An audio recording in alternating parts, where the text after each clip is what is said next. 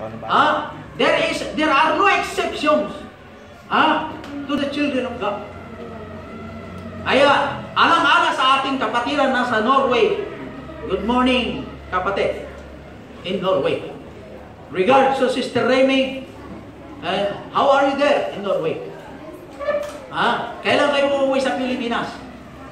Ang ating tema ngayon, ang ating pong text, Isaiah 43, verse 1 and 2 and 3 and 4. Ang title ng mensahe, God, our Redeemer. Thank God, kayo po mga pamilya, Sister Karen, ang suporta mo sa mga missions, nakakarating sa kanila.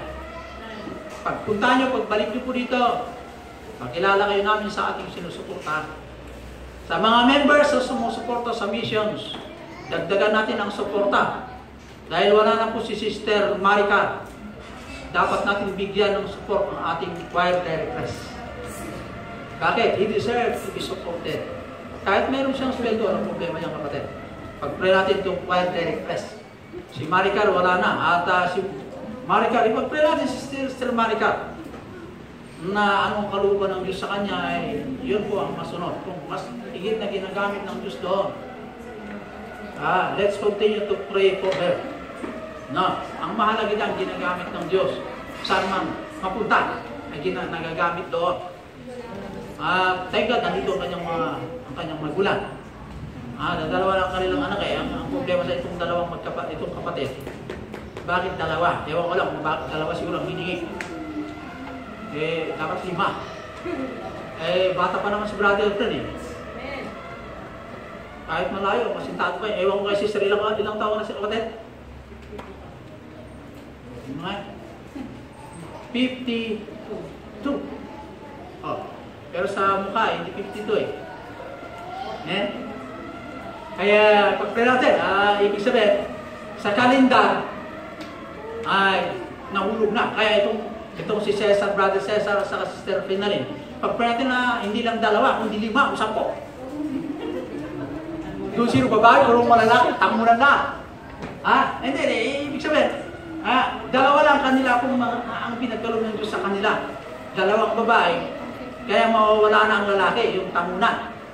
Kasi maraming tamunan, ewan ko saan, kahit saan-saan, puro tamunan mo puro tamunan, ewan ko, yung tamunan mo, may asawa doon, yung talagang marami talaga. Kasi ang dami, itong tamunan. Tapos sabi, may tamunan dito, saan? Ewan ko nangyari, at marami sigurong pamilya, malaking pamilya. Pero, blessing yung malaking pamilya, hindi dahil sa eleksyon. Maraming naglilingkod sa Diyos. Ang maganda yan, kung malaking pamilya, lahat naglilingkod sa Diyos at sa Amen. Pero malaking responsibilidad dyan pag hindi nakakilala sa Panginoon. Kaya pag-pray natin, actually si Sister Prinalyn, pinapipray ko na sana pastor ang kanyang pangasawa. Noong hindi pa naging active si Maricar. Kasi siya ang unang na-trend dito pinapipray ko sana. Ito talo, bata pa naman si Cesar. Bakit naman? May pag-pray, maging pastor yan. Wala namang problema. Walang problema. Bakit? Wala namang posible sa Diyos. Sa atin maraming posible na, maraming hadlang o maraming mga bagay na hindi mangyari yun. Pero pwedeng mangyari kung sa harapan ng Diyos ay pwede sa Diyos. Kaya pag-pray natin, hindi lang po sila, itong 2 preacher natin. Marami ang dumalo kanina. Mamaya mag-report ko yung ating secretary doon. God's people are not exempt from trouble. Wala pong exempted. Anak ng Diyos, walang exempted sa trouble, problema, calamity sa buhay. Walang exempted. Paano yung mga unsaved? Wala rin exempted nga Bakit? Kaya ng Diyos kontrolin ang buhay ng mga unsaved. Kaya ng kontrolin ang buhay ng mga saved. Mas magandang mamuhay na naglilingkod sa Diyos o anak ng Diyos na mayroong trouble kasi kasama mo ang Diyos. Kaysa yung may trouble ka, hindi mo naman kasama ang Diyos. Kasama mo si Lucifer. Kasi hindi ka anak. Mas mahalaga, kasama mo ang Diyos na mayroon po trouble. Dahil pinangakuan tayo ng Diyos, we are to be be the heirs to heaven, then we will also heirs to trouble. Kung tayo tagapagmana ng langit, tayo po ay tagapagmana rin ng trouble. Si Jesus Christ nagkaroon ng trouble, nagkaroon ng testing. Si Apostol Pablo na-test din. Si Pedro na-test din. Si Job na-test. Halos lahat sila na-test po bago pinagpapala ang Diyos. Sino ba yung hindi na-test? Ay po may problema dyan. Yung mga anak ni Satanas, ewan ko, sa Bible, wala akong sinabi ng Bible. Anak ni Satanas, tines po ng Panginoon. Wala naman, nakalagay doon. Yung mga anak ng Diyos ang tines. Kasi tayo po yung mga sundalo ni Kristo, dapat dadaan po tayo sa salangan ng testing. Kung ikaw ay matibay sa pananampalataya, gustong-gusto ni Lucifer, the accuser, taga-sumbong sa Diyos, na ititest po tayo. If we are soldiers in God's army, there will be no victory without conflict. Paano ka magkaroon ng victory without an enemy? There should be an enemy. Amen? Magandang maglingkod na may kaaway. Hindi mo pwedeng maglingkod ka walang kaaway. Bakit pa mas maganda yung walang kaaway para sa luyot na lang? Dire-diretso na sa atin ang victory. Sa atin na nga ang victory. We are already pronounced by the Lord na tinapos niya po ang problema natin. Lamang kulang kayo ng pananampalataya. Ang pananampalataya ay sa tao yan. Kung tayo magtiwala sa pangako ng Diyos, ibinigay na ng Diyos ang victory sa atin. We can claim that victory if we continue faithful serving the King. Hindi ka pwedeng bigyan ng victory kung ikaw ay unfaithful ka. Meron ba ganyan sa Bible naman? Unfaithful. If we are to wear a crown, we must also carry the cross. Itong mga artista, hindi naman sila naging artista agad, hindi naman sila dumaan sa katutak na training. Si Pacquiao, hindi na pwede naging world champion kung hindi dumaan sa grade 1 na boxing. Pang probinsya mo na ng boxing hindi pang local, national. Ganyan, hindi na pwede mula sa probinsya, diretso agad sa Korea. Hindi gano'n, dumaan naman lang ko ng boxing probinsya, nanggaling sa Iloilo, pumunta naman sa Maynila. Pag nagwagi sa Maynila, at national, may hahamon. Pag natalo na lang ang buong Maynila, wala akong hahamon, isabak dun sa ibang bansa. Ititesyohan yun may trainer. Dumaan din ang hirap dyan. Physical na example yan Pero sa Diyos, mas higit na mas maganda, magkakaroon ka ng trials, problema sa buhay, isa lang tinitiyak ng Diyos. Kung kasama mo ang Diyos, hindi ka dapat malungkot. Hindi ka dapat malungkot. Bakit? I will be with thee. Maliwanag po sa akin po yun. Maliwanag po yan. Yung binanggit na waters, may waters ito sa Isaiah. Yung waters, yung tubig, at coming, yung tubig na yan ay troubles o calamity sa buhay. Sa trouble man o sa magandang buhay, ano man sitwasyon mo, I will be with thee. Nasa cruising ka man ng tubig, nasa panahon ka sa ilalim ng tubig o sa ibabaw, sa bagyo, ano man ang klase ng bagyo mayroon ka. Pero ang tinitiyak ng Diyos, ang Diyos ay sa tubig, ang Diyos din, mas higit, nasa kanyang mga anak. Amen? Hindi tayo pababayaan. A soldier does not put down his gun after one shoot or one battle to victory. Ang sundalo ng Panginoon, hindi niya ibababa ang banal na kasulatan hanggat mayroong pangkaaway. Hindi pwedeng ibabagsak natin na itago ang banal na kasulatan dito hanggat mayroong unsaved. Lagi pong bukas ang banal na kasulatan sa kanila by using our mouth to gun down the enemy through the power of the Holy Ghost. Ang problema, who will go? Who will be sent? Sino ang isi-sent natin? Ang gawain ng Barangay Salvation, kailangan po nila preacher doon. Meron tayong dalawang kandidato dito. Ang dalawang kandidato, itong dalawa, isi-sent natin doon. Pero ang ibig sabihin yung mag-in full time doon, mag-visit sa Sabado doon, tapos sa Linggo, sila wala naman. Lading loaded po sila. ang Sabado ay katrabaho rin sila. Wala po yung member na magtrabaho Lunes hanggang Biyernes. Sabado mag-visit. Pagdating sa Linggo, sila yung mangaral. Wala pang gano'n. Kasi sila ay busy. Ang kailangan natin, yung pong mangaral talaga na full-time, kung hindi full-time, yung pong Sabado ay bakanti niyang i-visit doon. Amen? Amen? Amen? Amen? At malungkutin kayo. Mga mukha lang may mga kaluluwa doon, mga kapatid. Ha? Kaya kailangan po natin ng pre-check. Kaya, ipag-pray natin. Pangalawang puntos. God's people are not exterminated by trouble. Una, hindi tayo exempted. No one is exempted from troubles o trials sa buhay o testing. Pangalawa, God's people are not exterminated by trouble. Ang mga anak ng Diyos, pag nasalang po sa troubles, hindi po sila ma-eradicate, hindi po sila matatanggal, hindi po sila ma-uproot. Yung mula sa yung root natin na nakabaon kay Kristo, hindi niya kayang hilahin yon pagdating lamang sa trouble o problema sa buhay. Ha? Kaya, ang pananampalataya na mayroon po tayo, ay ang lagi ko sinasabi, ganoon din sa Alicia, mas maganda ang fellowship natin sa Diyos ay mayaman kaysa yung mayaman ka sa dolyar o sa pera, anuman po mayroon sa lupa. Ang pinakamagandang relasyon na mayaman, yung relasyon mo sa Diyos ay mayaman ka. Pangalawa lang po yung kayamanan, ang relasyon mo sa lupa ay higit ang Diyos natutuwa sa iyo.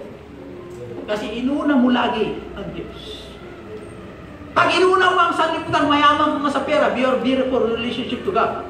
Magsiselos ang Diyos. Bakit? Sino ba yung pera? Sino ba yung ginto? Sino ba yung precious gold? Sino ba yung mga mamahalin sa lupa na ipinagpalit mo sa akin na inuna mo yan kaysa sa akin?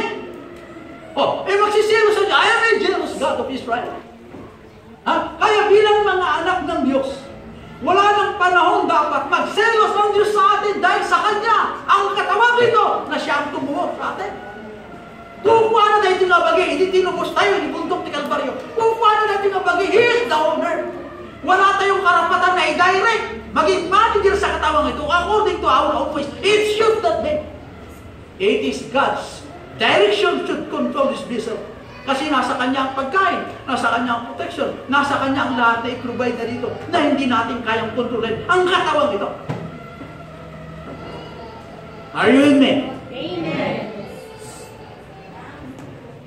Mag-usap dyan. God's people are not exterminated by trouble. The redemption guarantees that trouble will not be destroyed us. The redemption, ang ating pagkatubos, hindi po kayang, hindi kayang i-destroy, hindi kayang sirain, handa kayang gibain, handa kayang rakrakin. Babaeng ti trials, babaeng ti kalamit ti tibyan. Handa nga babaeng rakrakin day dyan. Babaeng ti panagkasubbo. Ginatang na tayo. It was been sealed already na tayo ay pag-aari ng Diyos. Hindi yung troubles, problema ang mapaghiwalay sa atin sa relasyon sa Diyos. Redemption in the present will not allow trouble to destroy the people of God. Trouble cannot separate us. The trouble cannot separate the people from God. When thou passes through the waters, I will be with thee, sa verse 2. Roma 8:35, who shall separate us from the love of Christ? Wala kang pwedeng mapaghiwalay sa atin ang pagmamahal ng Diyos sa atin na ayon sa Roma 8:35. Roma 8:38, death nor life, kamatayan o buhay, mga angheles, ano ang mayroong kapangyarihan sa lupa sa langit, wala kang pwedeng mapaghiwalay sa relasyon mo sa Diyos. Thank God, tayo magpasalamat kapatid. Ang ating pagkatubos, once saved, saved forever. Once saved, saved forever. Amen. Hindi na walang kaligtasan kasi nagkasala ulit ako. Dalawang klaseng anak na ngayon, anak tayo ng Diyos.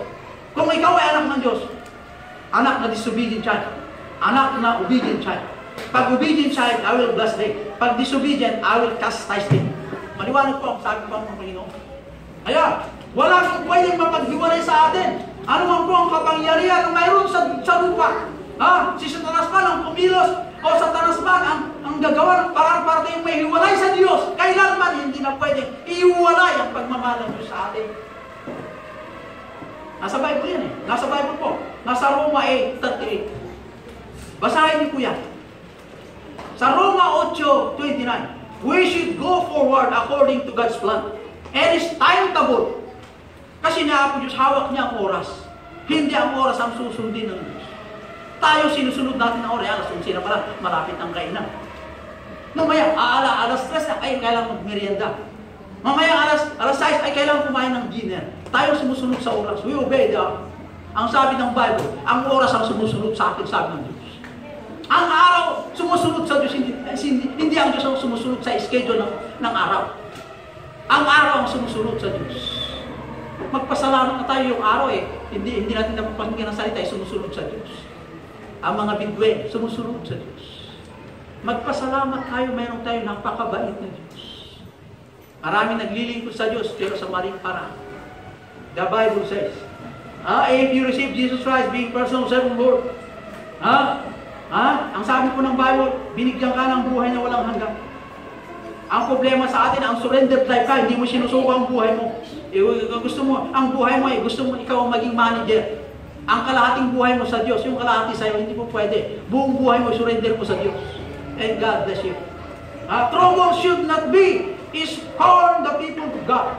Many Christians are lost, then faith because of big problems, surrendered. Unsurrendered life, they forgot the promise of God. That I will be with thee. Sa dinuman ti papanam, addaak tuking ka.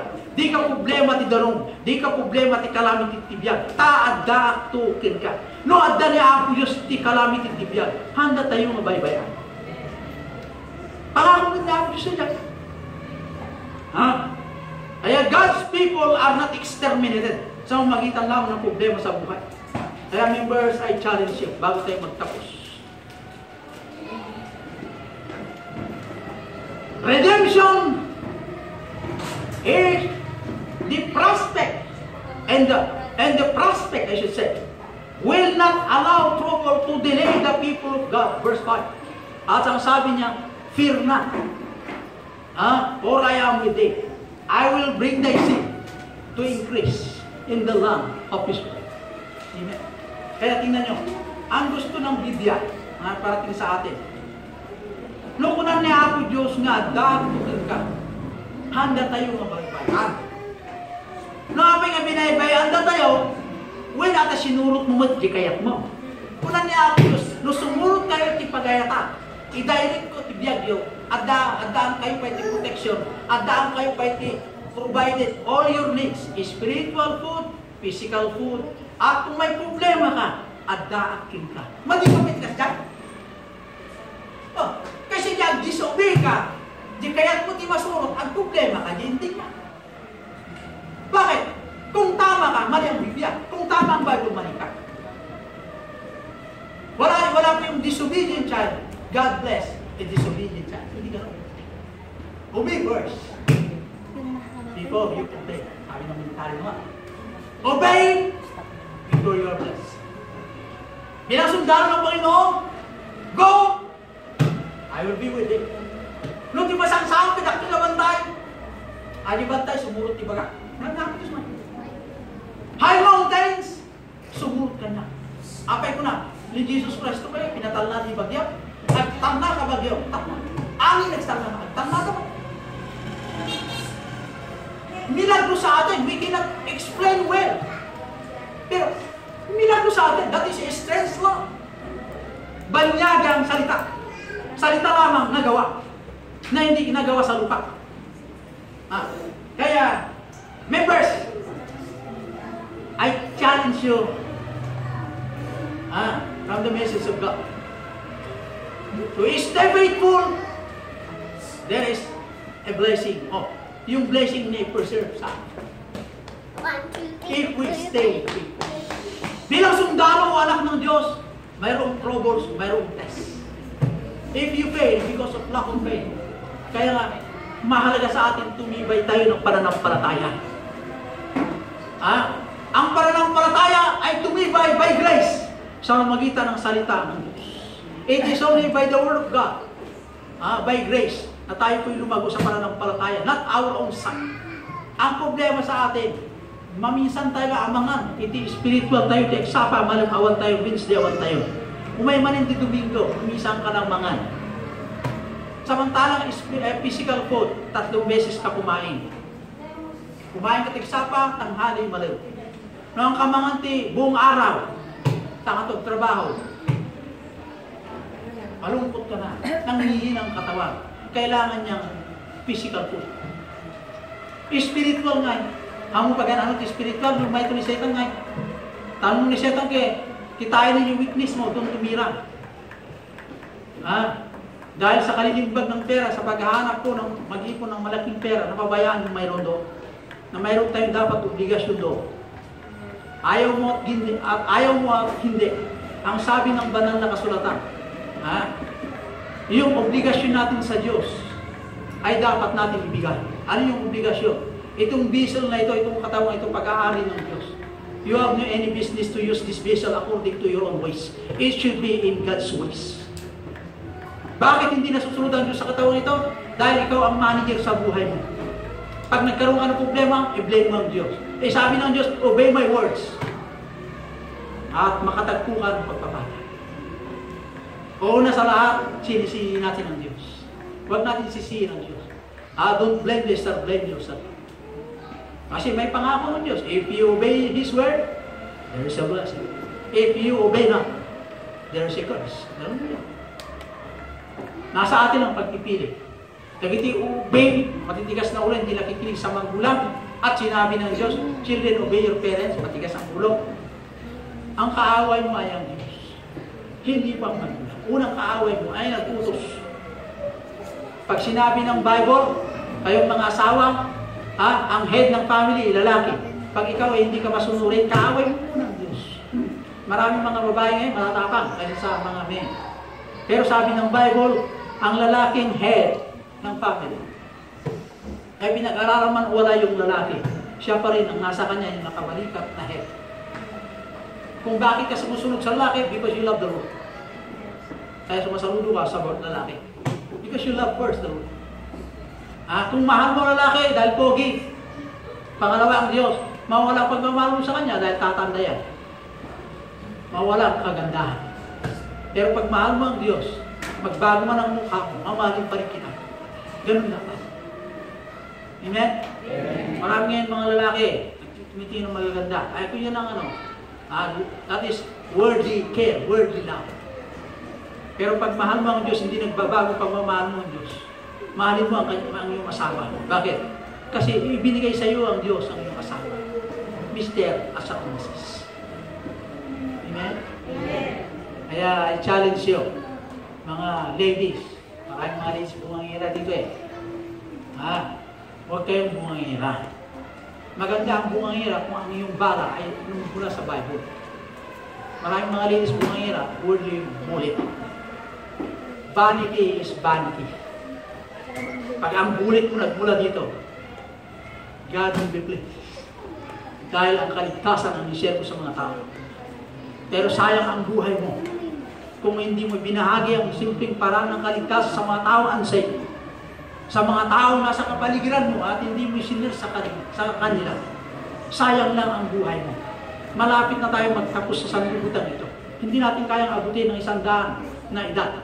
Sa 70, 80 pa lang isang katutak na sakit na dumating sa atin. Ganun na lamang pagluluhod natin sa Panginoon. Panginoon, dagdagan mo ang buhay, kalusugan pa. Pero sa libutan pa rin ang ating hangarin. Vanity is vanity. Amen? Tayo po'y manalangin, God Almighty, salamat Panginoon sa iyong mga salita. Dalayan ko po, Diyos, na ang bawat mananampalataya mahamon sa mensahe na higit na ikaw mauna sa bawat buhay po namin na hinirap. Dalayan mo, Diyos, na i-challenge mo sila na ang mga mananampalataya na sila ay mapunta sa altar, Panginoon, na mag-upload sa panalangin. Magkaisa na kami po i-reveal sa inyo, Diyos.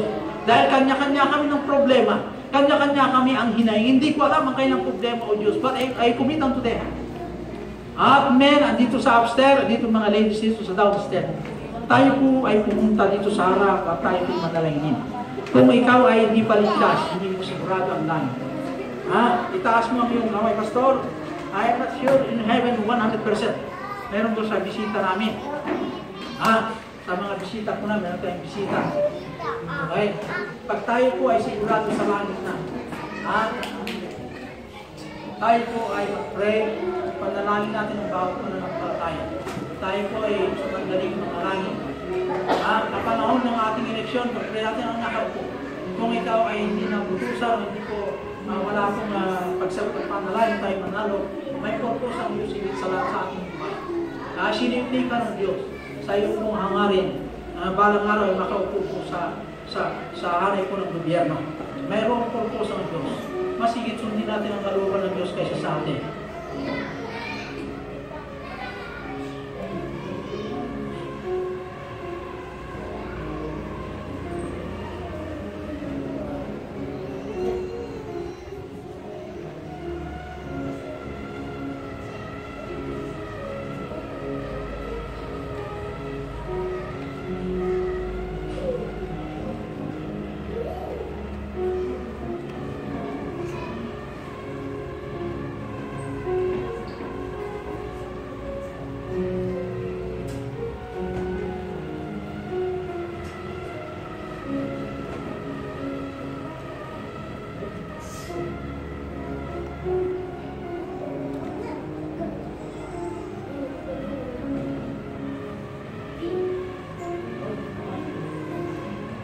Panginoon Diyos, agyaman kami na kadagit sao, kapapalagit mo malayan ka na. Takawan niyo mapo, dagitin ang basulan. Nagaduda apo, dagitin kam na aramidan, ngahanganag na, hindi pa gano'n. Dahil tibiyag mi pinulog, dahil tibiyag mi kapatino. Agyaman kami kung kalawan na yung Diyos, dahil panagayat mo kada kami. Banyaga kada kami. Naumpay na kapo, dahil ito'y kadaga. Namun ka po, ilangit panakatay ni Kristo. Para layong tubusin, dahil mas basong may kanagyaman kami kikaman. Tama na gayat ka una yun. Nainayon ang ipagmati ni itong galmay sa akin. Nakanayon ko mga nabara kami, di pa nagsirbitin ka. Nakanayon ko ba ako, makitungkong kami dahil daw kinurabi. Nga nagiti obligasyon mi, na dapat may ititkin ka. Iti oras mi, nga parang ti oras mi, ang basa ti Biblia. Di pa nakitungtungkin ka kung ako, tinanong ko. Kasi ka, kaya mo ti kasta na wagas. Iti pa nagbiyak ti anak. Dawapin mi nga rodo, Diyos. Papiksaan pa ka. Dawapin nga rodo ako ka. Ikanda kami puso mong makawang ka din tinagpuran ka.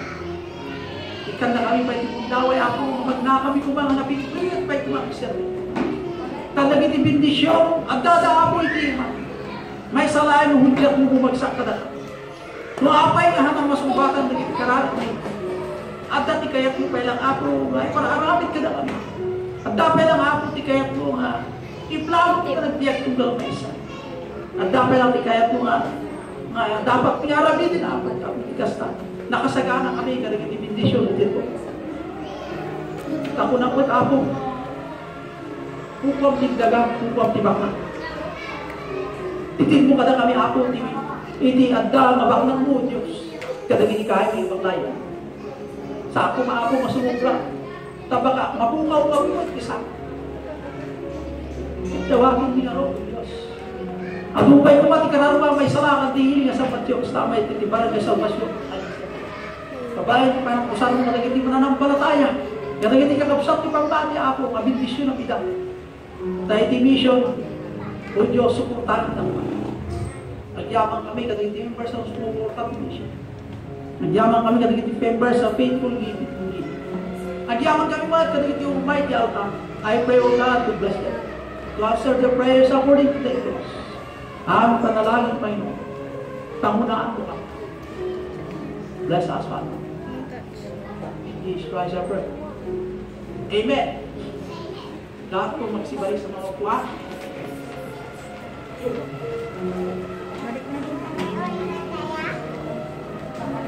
Awitin na natin yung ano. Kaya, song number 13.